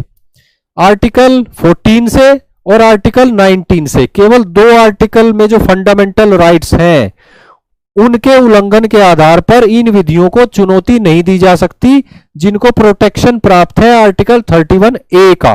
ठीक है बच्चों, लेकिन अगर आप आर्टिकल 31B को देखें तो ये नवी अनुसूची में शामिल विधियों और विनियमों को सारे फंडामेंटल राइट से प्रोटेक्ट करता है। ठीक है बच्चों, तो इस सेंस में अगर देखा जाए तो अनुच्छेद 31B जो सभी फंडामेंटल राइट से प्रोटेक्ट करता है का दायरा आर्टिकल 31A जो सिर्फ आर्टिकल 14 और आर्टिकल 19 से प्रोटेक्ट करता है, से अधिक विस्तृत है। ठीक है बच्चों। इसके अलावा एक बात और है, आर्टिकल 31A में 5 कैटेगरी दी गई हैं। उन 5 कैटेगरी में अगर कोई कानून आता है तो उसे ही प्रोटेक्शन मिलेगा आर्टिकल 31A का। ठीक है बच्चों। लेकिन आर्टिकल 31B के अंतर्गत किसी भी कानून को प्रोटेक्शन दिया जा सकता है, किसी भी कानून को। कोई स्पेसिफाइड कैटेगरी नहीं है, कोई स्पेसिफाइड कंडीशन नहीं है। ठीक है बच्चों। तो इस सेंस में भी आर्टिकल 31B का दायरा आर्टिकल 31A के दायरे से अधिक विस्तृत है। ठीक है बच्चों। हमने 2 आधार देखे जिनके आधार पर आर्टिकल 31B का दायरा आर्टिकल 31A के दायरे से अधिक है। क्लियर है बच्चों, कोई डाउट? वर्तमान में अगर देखें, सबसे पहले शुरू में यानी कि फर्स्ट कॉन्स्टिट्यूशनल अमेंडमेंट के जस्ट बाद नवी अनुसूची जो जोड़ी गई थी पहले संविधान संशोधन 1951 के द्वारा, उसमें 13 विधियां और विनियम थे। केवल 13 विधियां और विनियम थे। ठीक है बच्चों। अब जो है 282 है, 282 है। यानी 1951 में नवी अनुसूची में जो शामिल विधियां और विनियम थे उनकी संख्या थी 13, जो बढ़कर अब 282 हो गई है। 282। ठीक है बच्चों, 282। वासु जी पूछ रहे हैं कि फंडामेंटल राइट डीपीएसपी में की डिफरेंट है क्या, बताइए। देखिए, फंडामेंटल राइट और डीपीएसपी में तो बहुत सारा डिफरेंस है। एक भारत के संविधान के भाग 3 में है, एक भारत के संविधान के भाग 4 में है। एक को लागू कराने के लिए न्यायालय जाया जा सकता है, एक को लागू कराने के लिए न्यायालय नहीं जाया जा सकता। फंडामेंटल राइट्स जो है वो बेसिकली जो है सिविल एंड पॉलिटिकल राइट्स हैं, जबकि डीपीएसपी जो है वो basically social and cultural and economic rights हैं। ठीक है बच्चों। फंडामेंटल राइट लागू कराने के लिए direct supreme court, direct high court जाया जा सकता है। डीपीएसपी को लागू कराने के लिए किसी कोर्ट में नहीं जाया जा सकता। काफी डिफरेंस है बच्चों। फंडामेंटल राइट से संबंधित सभी कक्षाएं आप देखिए तो आपको पता चलेगा कि फंडामेंटल राइट क्या है। उसके बाद आगे 2 कक्षाएं हम करेंगे जो है डीपीएसपी को लेकर, उनको देखिएगा तो आपको पता चलेगा डीपीएसपी क्या है। और ये सभी कक्षाएं करने के बाद आप खुद ही एनालाइज कर लोगे कि दोनों के बीच में क्या क्या और कितने कितने डिफरेंस हैं। ठीक है बच्चों। अंकित पाल जी कह रहे हैं आर्टिकल 31B से आर्टिकल 31A बड़ा है। ऐसे नहीं बोल सकते हैं। जो बोला जा सकता है वो ये है कि आर्टिकल 31B का जो दायरा है वो आर्टिकल 31A के दायरे से अधिक विस्तृत है। ठीक है बच्चों। और 2 आधारों पर वो विस्तृत है, उसकी चर्चा हमने कर ली। अब देख लेते हैं कि नवी अनुसूची में आर्टिकल 31B के अंतर्गत कौन कौन सी विधियां शामिल की जाती हैं। इसमें राज्यों की विधियां शामिल की जाती हैं। राज्यों की विधियां जैसे कि जो भूमि सुधार से जुड़ी हुई हो, भूमि सुधार या जमींदारी उन्मूलन। ठीक है बच्चों। एबोलिशन ऑफ जमींदारी सिस्टम या लैंड रिफॉर्म। लैंड रिफॉर्म से संबंधित और एबोलिशन ऑफ जमींदारी सिस्टम से संबंधित जो विधियां हैं राज्यों की, उनको अनुसूची 9 के अंतर्गत शामिल किया जाता है, किया गया है। और इसके अलावा संसद की विधियां जो अन्य विषयों से भी संबंधित हो सकती हैं, उनको आर्टिकल 31B के अंतर्गत नवी सूची में शामिल करके फंडामेंटल राइट्स के उल्लंघन के आधार पर न्यायालय में चुनौती दिए जाने से संरक्षण दिया गया है। ठीक है बच्चों। पॉलिटिको सीक्वेंस में यानी क्रम से पढ़िए तभी समझ में आएगी। Very good advice to all the students. ठीक है बच्चों। शालिनी की तरफ से एडवाइस है सभी बच्चों को कि पॉलिटिको क्रम से पढ़िए, कुछ भी मिस मत कीजिए, तभी ये समझ में आएगी। Very good, nice, appreciable advice. सभी बच्चे शालिनी को थैंक यू बोलेंगे। ठीक है बच्चों, अब देख लेते हैं आर्टिकल 31C। उससे पहले देख लेते हैं आर्टिकल 31B और उससे संबंधित उच्च न्यायालय के कुछ फैसले। ठीक है बच्चों, आर्टिकल 31B और उच्च न्यायालय यानी कि सर्वोच्च न्यायालय, उच्चतम न्यायालय, सुप्रीम कोर्ट।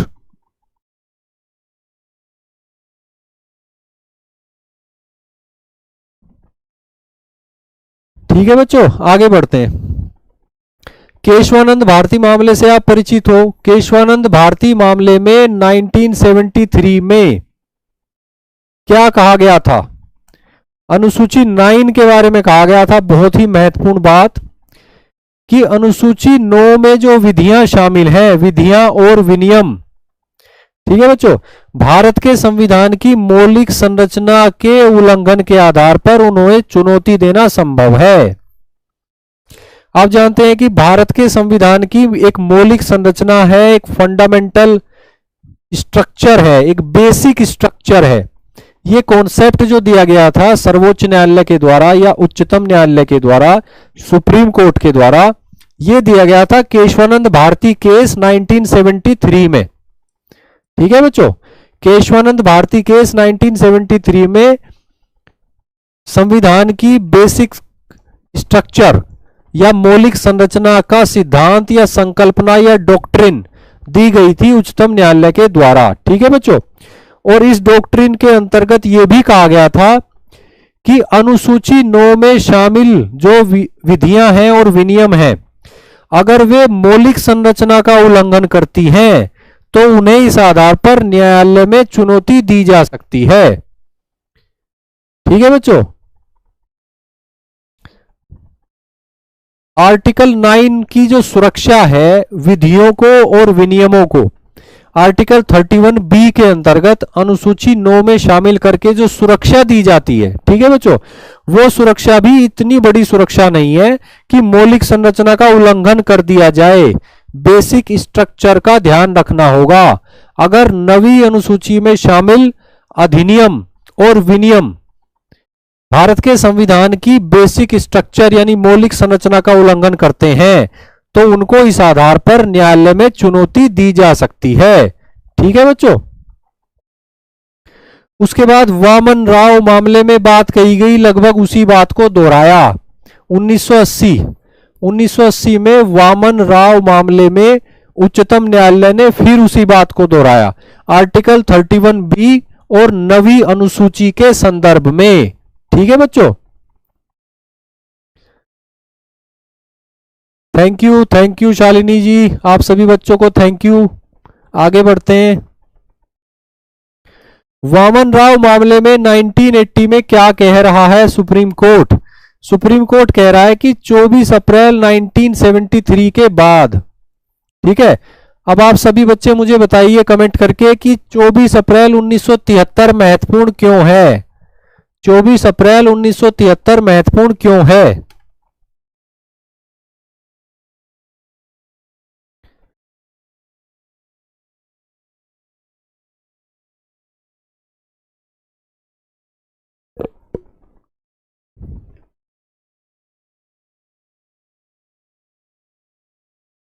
ठीक है बच्चों, 24 अप्रैल 1973 महत्वपूर्ण है क्योंकि इसी दिन जो है केशवानंद भारती मामले में फैसला आया था, यानी बेसिक स्ट्रक्चर डॉक्ट्रिन जो है वो लागू हुई थी 24 अप्रैल 1973 से। ठीक है बच्चों, केशवानंद भारती मामले में 24 अप्रैल 1973 को ही डिसीजन आया था सुप्रीम कोर्ट का। तो वामन राव मामले में सुप्रीम कोर्ट कहता है कि 24 अप्रैल 1973 के बाद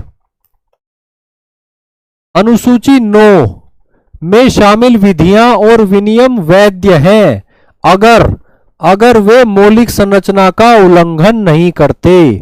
यानी जो बात केशवानंद भारती मामले में कही गई थी वही बात वामन राव मामले में कही गई। ठीक है बच्चों, उसी बात को दूसरे शब्दों में दोहरा दिया गया कि अनुसूची 9 के अंतर्गत जो विधियां और विनियम हैं वे बेसिक स्ट्रक्चर का उल्लंघन नहीं कर सकते।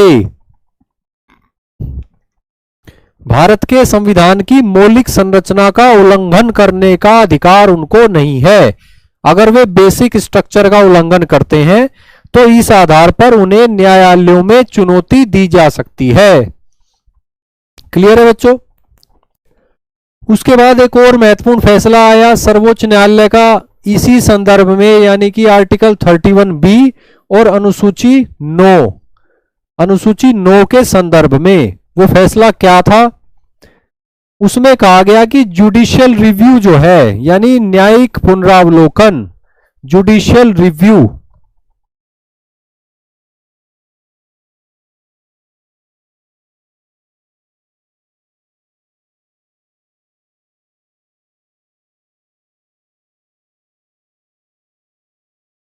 जुडिशियल रिव्यू जो है, यानी न्यायिक पुनरावलोकन की जो शक्ति है भारत के शीर्ष न्यायालयों की, वो बेसिक स्ट्रक्चर का भाग है, वो मौलिक संरचना का भाग है, मौलिक संरचना का भाग है, बेसिक स्ट्रक्चर का भाग है वो।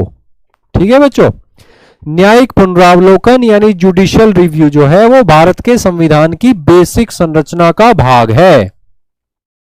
और जो दूसरी महत्वपूर्ण बात यहां पे कही गई वो ये है कि अनुसूची 9 वो न्यायिक पुनरावलोकन से नहीं बचा सकती, न्यायिक पुनरावलोकन से नहीं बचा सकती। अनुसूची 9 में विनियम और अधिनियम को शामिल करके आर्टिकल 31B के अंतर्गत उनको नहीं बचाया जा सकता जुडिशियल रिव्यू से, न्यायिक पुनरावलोकन से उनको नहीं बचाया जा सकता।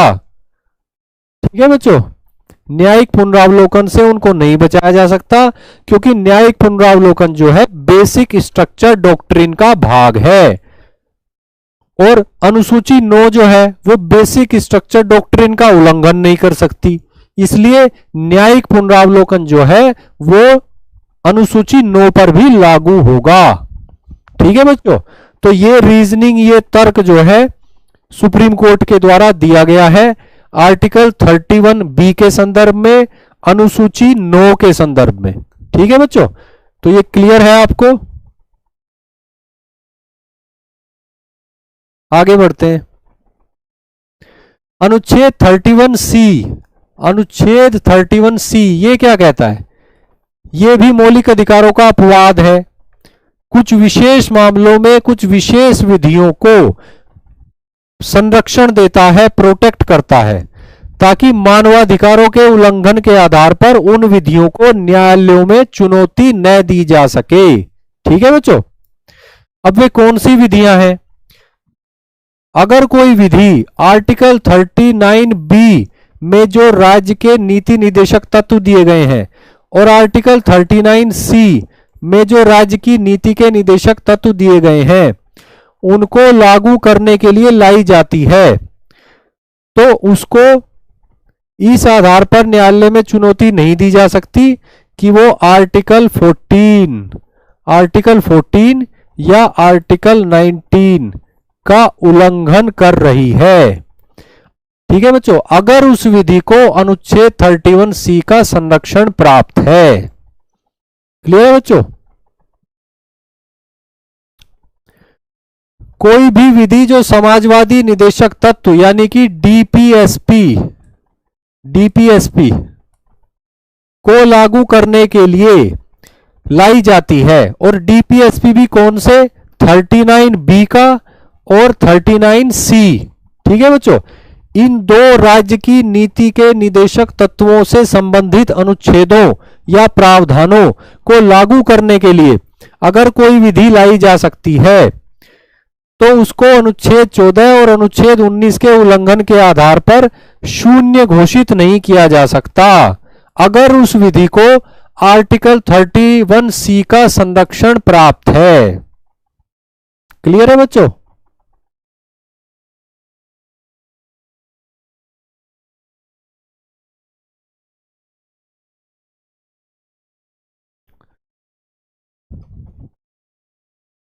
वासु जी अब तो चुनौती दी जा सकती है, क्योंकि सुप्रीम कोर्ट के फैसले की बात करी ना हमने। सुप्रीम कोर्ट ने कहा कि नवी अनुसूची में शामिल अधिनियम और विनियम जो है वो न्यायिक रिव्यू से दूर नहीं है, यानी जुडिशियल रिव्यू से परे नहीं है, क्योंकि जुडिशियल रिव्यू जो है वो भारत के संविधान की बेसिक स्ट्रक्चर डॉक्ट्रिन का भाग है। ठीक है बच्चों, ये बात कही गई है सुप्रीम कोर्ट के द्वारा 2007 में। ठीक है बच्चों, आर्टिकल 31 बी के अंतर्गत चुनौती नहीं दी जा सकती, ये बात लिखी है संविधान में। ठीक है, लेकिन उसके बाद जब उसको इंटरप्रेट किया, व्याख्यायित किया सर्वोच्च न्यायालय ने, तो उसने स्थिति को पलट दिया। सर्वोच्च न्यायालय ने कहा कि अनुसूची 9 जो है वो न्यायिक पुनरावलोकन से नहीं बचाती है, न्यायिक पुनरावलोकन से प्रोटेक्ट नहीं करती है। ठीक है बच्चों, तो दोनों चीजों को ध्यान में रख के चलना है आपको कि संविधान में क्या लिखा है और उच्चतम न्यायालय ने संविधान के उस प्रावधान को कैसे इंटरप्रेट किया है, कैसे उसकी व्याख्या की है। ठीक है बच्चों,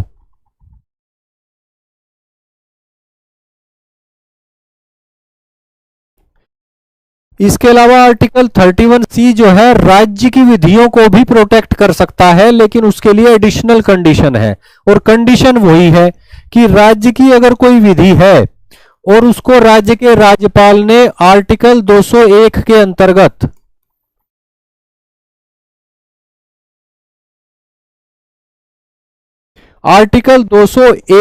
अंतर्गत राष्ट्रपति के विचारणार्थ भेजा है और राष्ट्रपति ने उस विधि पर विचार करने के बाद उसे अपनी सहमति दे दी है। ठीक है बच्चों, तो ऐसी विधि को भी अगर चाहे तो उसे आर्टिकल 31 सी की प्रोटेक्शन दी जा सकती है, उसे आर्टिकल 31 सी की प्रोटेक्शन दी जा सकती है। ठीक है बच्चों, तो आर्टिकल 31 सी की प्रोटेक्शन अगर देनी है राज्य की किसी विधि को, किसी राज्य की किसी विधि को, तो उसके लिए कंडीशन है कि उसको राष्ट्रपति के विचारणार्थ भेजा जाए और राष्ट्रपति जो है उसे अपनी सहमति दे दे, उसके बाद ही उसको एलिजिबल माना जाएगा आर्टिकल 31 सी के अंतर्गत प्रोटेक्शन का। क्लियर है बच्चों?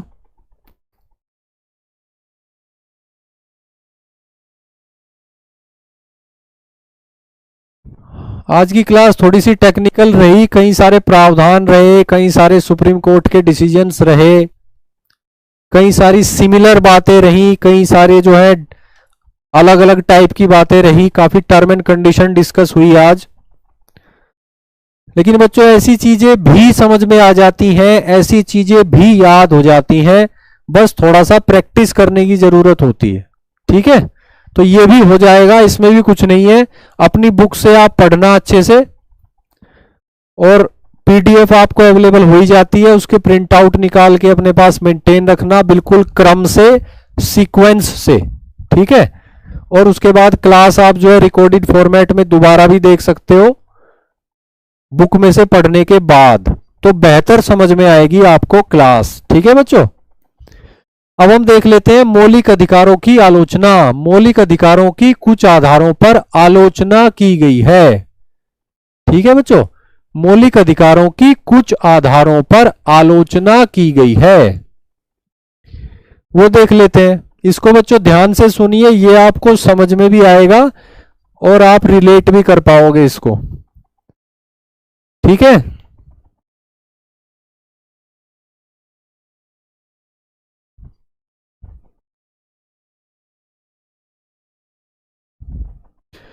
बच्चों राष्ट्रपति क्या करते हैं, कौन सी शक्ति का इस्तेमाल करते हैं, ये हम पढ़ेंगे जब हम संघीय कार्यपालिका पढ़ेंगे। ठीक है बच्चों, संघीय कार्यपालिका पढ़ेंगे तो राष्ट्रपति को पढ़ेंगे अच्छे से, प्रधानमंत्री पढ़ेंगे, मंत्री परिषद पढ़ेंगे, तो उस समय राष्ट्रपति की जितनी भी शक्तियां हैं, विधायी शक्तियां, कार्यपालिका संबंधी शक्तियां, न्यायिक शक्तियां, नियुक्त करने की शक्तियां, उन सभी शक्तियों को हम बहुत डिटेल में पढ़ेंगे। अब फिलहाल देखते हैं मौलिक अधिकारों की आलोचना। एक आधार जिस पर आलोचना की जाती है वो है कि ये बहुत ज्यादा इस मौलिक अधिकारों पर सीमाएं, अपवाद, प्रतिबंध और व्याख्याएं लागू कर दी गई हैं। यानी आप जानते हैं कि हमने मौलिक अधिकार पढ़े, मौलिक अधिकारों पर सीमाएं पढ़ी, तर्क संगत सीमाएं पढ़ी, मौलिक अधिकारों के अपवाद पढ़े, कई सारे ऐसे आधार पढ़े जिनके आधार पर मौलिक अधिकारों पर सीमाएं लगाई गई।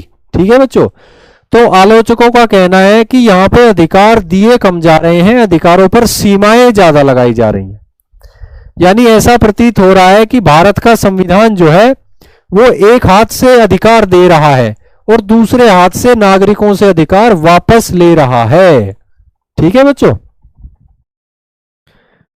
तो ये आलोचना का एक आधार है कि जो फंडामेंटल राइट्स दिए गए उन पर बहुत ही ज्यादा लिमिटेशंस, सीमाएं लगा दी गई, उनके बहुत ही अपवाद क्रिएट कर दिए गए, उन अधिकारों पर बहुत सारे प्रतिबंध लगा दिए गए। ठीक है बच्चों, तो ये एक आलोचना है।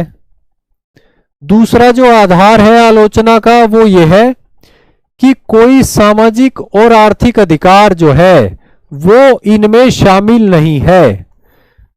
फंडामेंटल राइट्स में कोई भी सामाजिक या आर्थिक अधिकार शामिल नहीं है, जैसे कि राइट टू वर्क, कार्य करने का अधिकार, सोशल सिक्योरिटी, सामाजिक सुरक्षा का अधिकार, ठीक है बच्चों, रेस्ट करने का, आराम करने का अधिकार और इसी तरह के अन्य अधिकार। ठीक है बच्चों, तो इसमें कहा गया है कि कोई सामाजिक और आर्थिक अधिकार शामिल नहीं किए गए हैं, केवल सिविल और पॉलिटिकल राइट्स को ही फंडामेंटल राइट्स का नाम दे दिया गया है, ये आलोचक बोलते हैं। ठीक है बच्चों, तीसरा जो आधार है जिस पर आलोचना की जाती है वो है स्पष्टता का अभाव। स्पष्टता का अभाव, ठीक है बच्चों, भाषा जो है बहुत ही जटिल है ऐसा कहा जाता है। वकीलों ने वकीलों के लिए भारत के संविधान को बनाया है और भारत का संविधान जो है वो वकीलों का स्वर्ग है ऐसा बोला जाता है। भाषा इतनी क्लिष्ट और जटिल है कि सामान्य नागरिक के लिए उसको समझना बिल्कुल मतलब नामुमकिन टाइप से है। इसके अलावा कई सारी ऐसी टर्म्स एंड टर्मिनोलॉजी संविधान में यूज हुई हैं जिनको स्पष्टता के साथ परिभाषित नहीं किया गया है, जैसे कि पब्लिक इंटरेस्ट क्या होता है, जनहित क्या होता है, पब्लिक ऑर्डर यानी लोक व्यवस्था क्या होती है, अल्पसंख्यक कौन होते हैं। ठीक है बच्चों, तर्क संगत प्रतिबंध जो लगाए जाते हैं मौलिक अधिकारों पर, तो तर्क संगत प्रतिबंध का क्या अर्थ है। तो इसी तरह की अनेक टर्म्स यूज की गई हैं संविधान में जिनको परिभाषित नहीं किया गया है। तो इसी आधार पर कहते हैं आलोचक कि मौलिक अधिकारों का ये जो भाग है इसमें स्पष्टता का अभाव है और ऐसा लगता है कि भारत का संविधान जो है वो वकीलों द्वारा वकीलों के लिए बनाया गया है। ठीक है बच्चों, इसके अलावा आलोचना का एक अन्य आधार क्या है कि संविधान में स्थायित्व का अभाव है। संविधान में कहें या कहें कि फंडामेंटल राइट्स का जो भाग है उसमें स्थायित्व का अभाव है।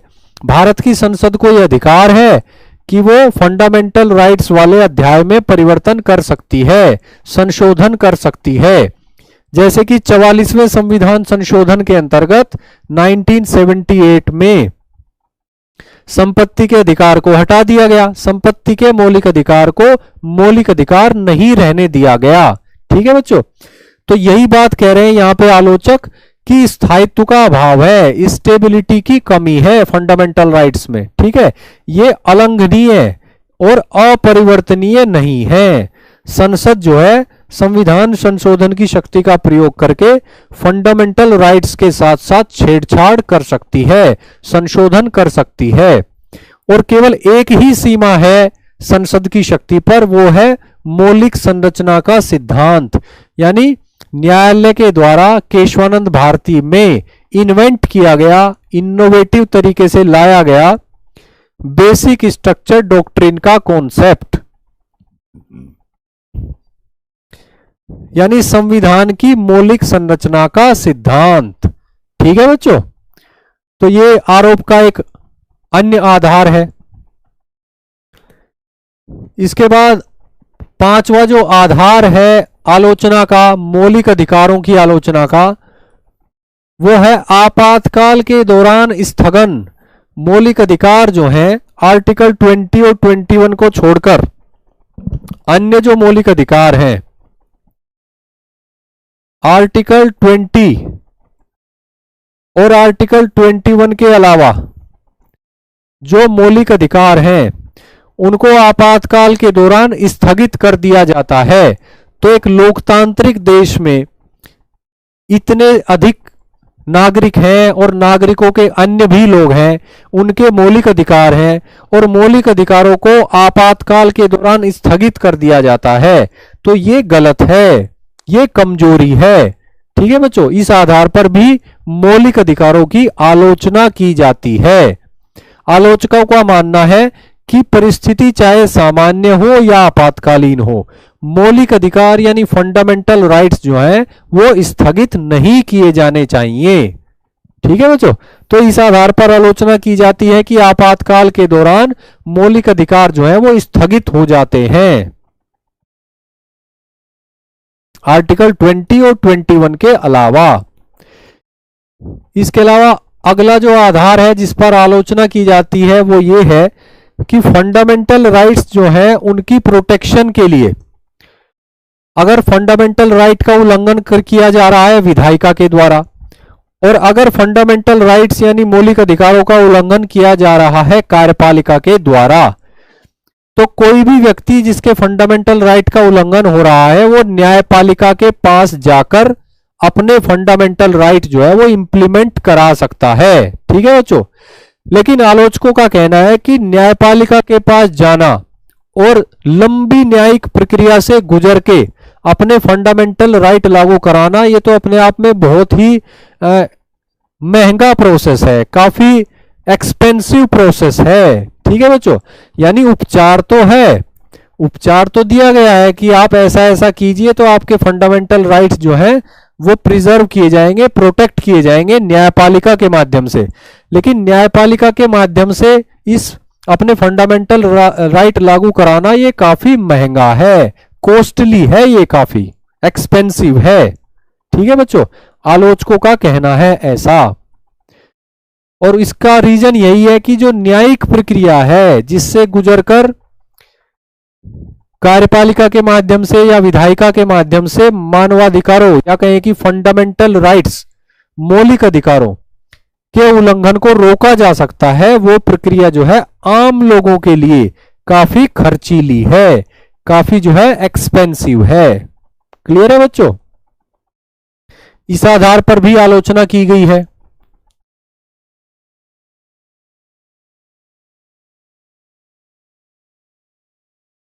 अगला जो आधार है जिस पर आलोचना की गई है फंडामेंटल राइट्स की वो ये है कि आर्टिकल 22 में प्रिवेंटिव डिटेंशन दी गई है, यानी निवारक हिरासत का प्रावधान दिया गया है, प्रिवेंटिव डिटेंशन का अधिकार दिया गया है। ठीक है बच्चों, प्रिवेंटिव डिटेंशन, और प्रिवेंटिव डिटेंशन को माना गया है कि एक लोकतांत्रिक देश में सरकार के पास ऐसे अधिकार नहीं होने चाहिए कि वो सिर्फ संदेह के आधार पर लोगों को गिरफ्तार कर सके, उन्हें हिरासत में ले सके। ठीक है बच्चों, इसको बोला गया है कि प्रिवेंटिव डिटेंशन का जो अधिकार है आर्टिकल 22 के अंतर्गत यह राज्य को मनमानी शक्ति देता है, यानी कि क्या देता है, आर्बिट्रेरी पावर, मनमानी शक्ति देता है, आर्बिट्रेरी पावर देता है। ठीक है बच्चों, क्लियर है। लोकतांत्रिक देश में प्रिवेंटिव डिटेंशन जैसा प्रावधान संविधान में नहीं होना चाहिए, ऐसा आलोचक बोलते हैं, क्योंकि ये अधिकार, ये जो आर्टिकल है आर्टिकल 22, इससे ऐसा प्रतीत हो रहा है कि नागरिकों के विरुद्ध राज्य को अधिकार दिए जा रहे हैं, न कि राज्य के विरुद्ध नागरिकों को अधिकार दिए जाएं। ठीक है बच्चों, तो ये बात जो है कहते हैं आलोचक। एक अन्य आधार है जिस पर आलोचना की जाती है फंडामेंटल राइट्स की, और वो है कि संविधान जो है वो किसी भी स्पष्ट दर्शन पर आधारित नहीं है। आलोचक कहते हैं कि भारत का जो संविधान है वो किसी भी स्पष्ट दर्शन पर आधारित नहीं है, या कहें कि भारत के संविधान का जो भाग 3 है, यानी कि फंडामेंटल राइट्स वाला भाग, मौलिक अधिकारों वाला भाग, वो किसी स्पष्ट दर्शन, किसी क्लियर फिलोसफी पर आधारित नहीं है। और इसी कारण आलोचक कहते हैं कि भारत के उच्चतम न्यायालय और भारत के विभिन्न राज्यों के उच्च न्यायालयों को संविधान की व्याख्या करने में दिक्कत आती है। इसीलिए दिक्कत आती है क्योंकि संविधान किसी स्पष्ट दर्शन पर आधारित नहीं है, ऐसा आलोचकों का कहना है। ठीक है बच्चों, तो कुल मिला के आज हमने आर्टिकल 33 देखा, 34, 35। इसके अलावा हमने मूल अधिकारों यानी मौलिक अधिकारों के कुछ अपवाद देखे, यानी कि आर्टिकल 31A, 31B और 31C। ठीक है बच्चों, और उसके बाद हमने सर्वोच्च न्यायालय के कुछ फैसले देखे, आर्टिकल 31B और भारत के संविधान की 9वीं अनुसूची के संदर्भ में। ठीक है बच्चों, और उसके बाद हमने देखा कि फंडामेंटल राइट्स वाला ये जो भाग है भारत के संविधान का, इसकी किस किस आधार पर आलोचना की गई है, आलोचकों के द्वारा किस किस आधार पर और क्या क्या बात कहते हुए भारत के संविधान के इस भाग यानी भाग 3 और इसमें शामिल फंडामेंटल राइट्स की आलोचना की गई है। ठीक है बच्चों, तो क्लास थोड़ी आज थोड़ी सी कठिन थी, थोड़ी सी टेक्निकल थी, तो एक बार और आपको देखनी होगी। इसके अलावा किताब में से जरूर पढ़िएगा, वो आवश्यक है। सिविल सेवा की तैयारी आप कर रहे हैं तो सिविल सेवा की तैयारी में किताब तो आपको पढ़नी पड़ेगी और कई बार पढ़नी पड़ेगी। ठीक है बच्चों, तो आज की क्लास बस इतनी ही। आगे हम मिलेंगे फिर मंडे को मिलेंगे शाम को 8 बजे, और उस दिन हम पढ़ेंगे डीपीएसपी यानी कि राज्य की नीति के निदेशक तत्व, भारत के संविधान का भाग 4। ठीक है बच्चों, तो आज की क्लास जो है यहां पे अब समाप्त होती है।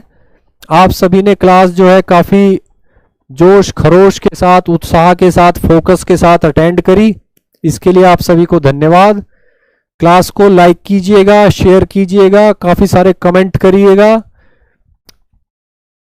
और इसी के साथ आपको शुभ रात्रि, नमस्कार।